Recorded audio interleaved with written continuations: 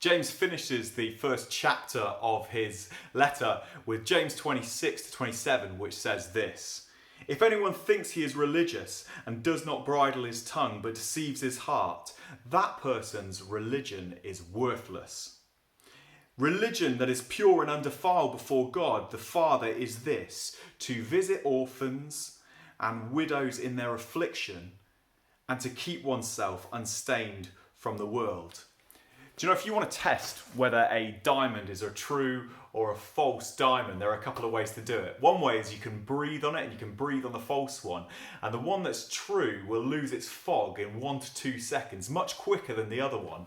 Or what you can do is you could rub sandpaper over it, and the one that is a true diamond will leave no trace of it, where the one that's a false diamond will be scratched up and ruined forever. What James is saying here at the end of chapter 1 is there is a way to test whether true religion, in all the religions of the world, all those people who claim to be religious, all across Christendom, whether they truly have it or not, there is a way to test it. And he says, actually, what you've got to do, if it's true religion, it will display 3 things. You should see 3 things in there. Firstly, you should see that a person who has this religion will be able to control their tongue. They'll be able to bridle their tongue. They'll be able to control it a bit like a bit in a horse. They won't be quick to anger. They won't be quick to lash out. They'll be gentle in their speak. They will speak wisdom. They will be thoughtful. They won't be quick to judge.